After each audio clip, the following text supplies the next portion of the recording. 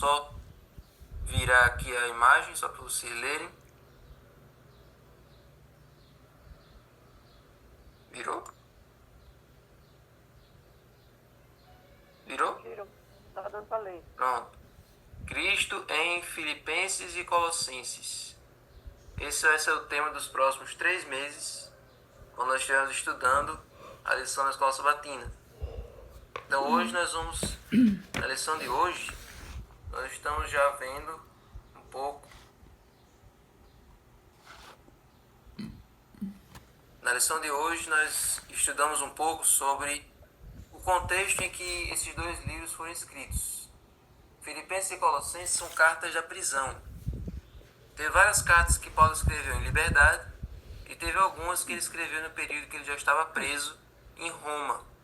Algumas ele escreveu no período que ele estava preso em Cesareia, outros que ele estava preso em outros lugares, mas essas duas foram escritas enquanto Paulo estava na prisão, enquanto Paulo estava na cadeia lá em Roma, no primeiro aprisionamento dele. Isso aconteceu ali por volta do ano 60 ao ano 62. Que inclusive foi nesse período, se não me engano, que estavam sendo escritos os evangelhos, os 4 evangelhos. Começaram a ser escritos nesse período, a partir dos anos 60. Então, nesse período aí, Paulo estava preso em Roma. E aí, os livros de Efésios e de Filemão também foram escritos nesse período. E aí a lição manda a gente ler Efésios e Filemão, só para a gente entender como Paulo ele se denomina, como Paulo ele se chama nesse período que ele está preso. Então em Efésios Efésios 3, verso 1, diz assim: Por essa razão eu, Paulo, o prisioneiro de Cristo Jesus, por amor de vocês, os gentios. Então ele fala o prisioneiro de Cristo Jesus. Essa é uma expressão muito bonita que ele usa em várias cartas, querendo dizer que não foi que Deus está aprisionando ele, não é que Jesus o está deixando, não é que ele está preso pela fé, não é isso. Querendo dizer que ele está ali na cadeia por amor à causa de Jesus. Ele está ali preso, está ali cativo por amor à pregação do Evangelho. Então, essa expressão Paulo usa em Efésios 3:1. E o livro de Filemão, que vem antes do livro de Hebreus, também Paulo usa a mesma expressão. Paulo, prisioneiro de Cristo Jesus. Então ele se considera alguém que está ali preso por falar de Jesus, né? Por pregar de Cristo. Inclusive essa prisão em Roma aconteceu pelo fato de ele ter, lá em Jerusalém, ele ter aparecido diante dos judeus, e aí os judeus condenaram ele à morte, os romanos interviram e depois levaram ele para julgamento. E daquele julgamento ele apelou para César, apelou para o imperador, e dali ele foi levado diretamente para ser julgado pelo imperador Nero. Então, essa ida para Roma foi por causa desse apelo de Paulo. No lugar onde ele estava sendo julgado, lá em Jerusalém, se ele fosse julgado apenas pelos judeus, os judeus iriam fazer alguma tramóia, como já estavam fazendo, para matar Paulo diretamente. Mas Paulo queria ir para Roma, porque Roma era o centro do mundo, e lá, onde ele quer que ele pregasse, a mensagem dele ia se espalhar tanto pela cidade, quanto por todo o império. Então era um sonho de Paulo ir para Roma. Só que Paulo sonhava em ir para Roma em condições normais, né? E apenas como um pregador livre. Só que o jeito como as coisas aconteceram, ele teve que ir para Roma como prisioneiro. E aí Paulo vai para Roma e lá ele é preso, fica lá encarcerado, mas ele ainda tem a liberdade de escrever cartas para as igrejas que ele deixou por todos os lugares onde ele passou. E nesse período que ele está preso, ele se descreve como um embaixador em cadeias, Efésios 6:20. Ou seja, ele está preso, mas a verdade, a palavra de Deus, não está presa. Tudo aquilo que ele escreve é direcionado ao seu destino e as cartas foram preservadas e chegaram até nós. Então,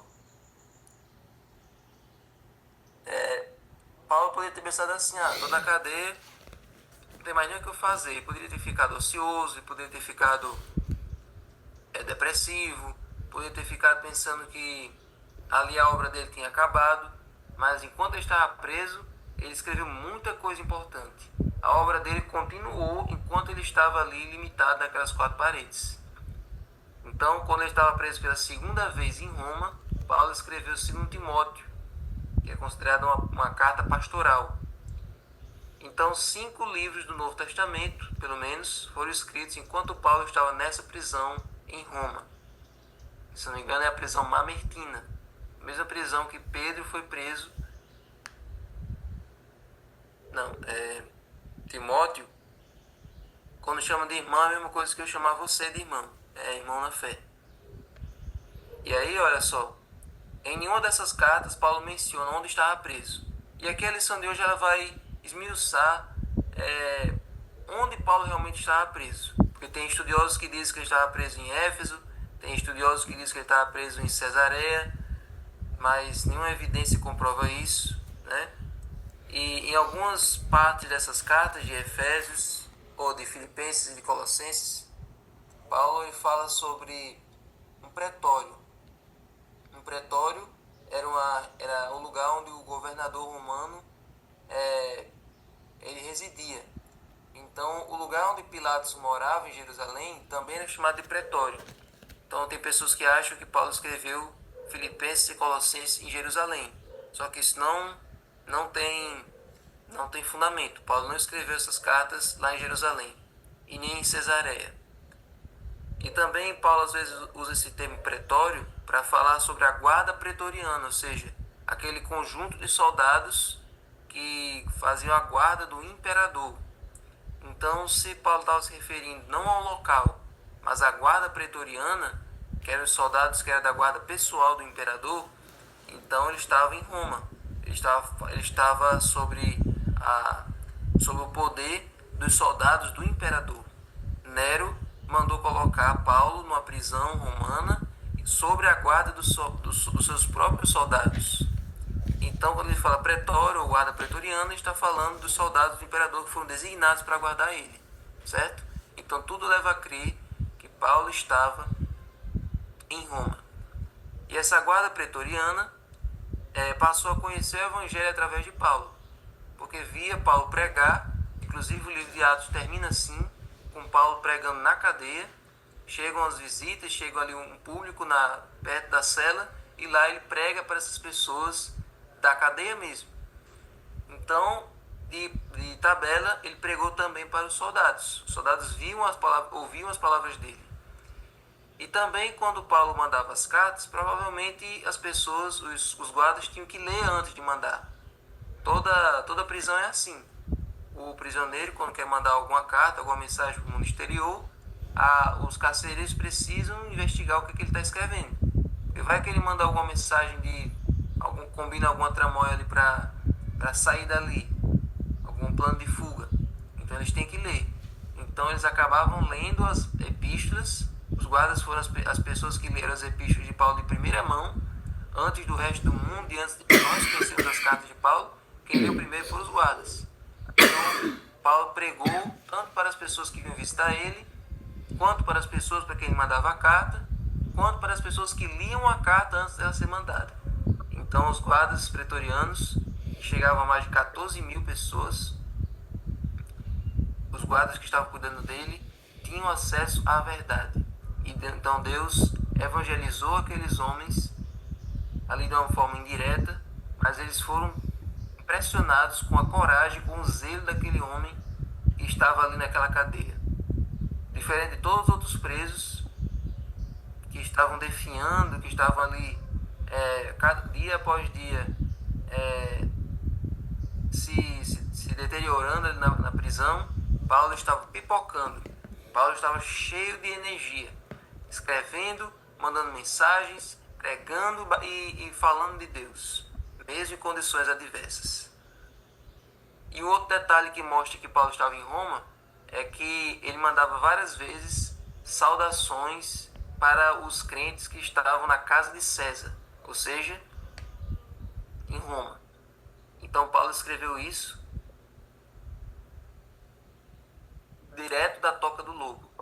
Ele não escreveu em outro lugar do mundo, ele escreveu diretamente de Roma. Aí a gente tira uma lição muito importante para nós hoje. Será que a gente consegue tirar proveito das dificuldades? Por que isso nem sempre é algo fácil de fazer?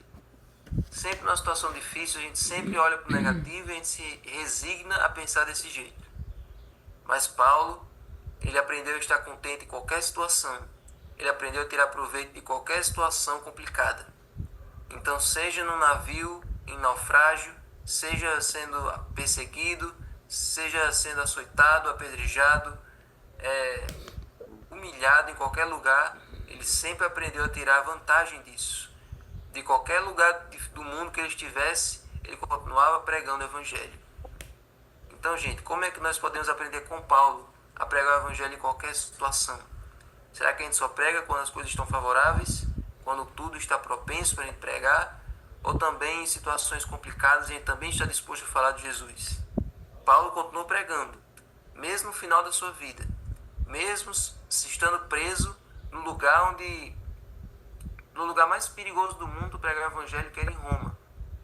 No lugar onde estavam as pessoas que mataram Jesus. Então Paulo foi lá e falou de Jesus para aquelas pessoas.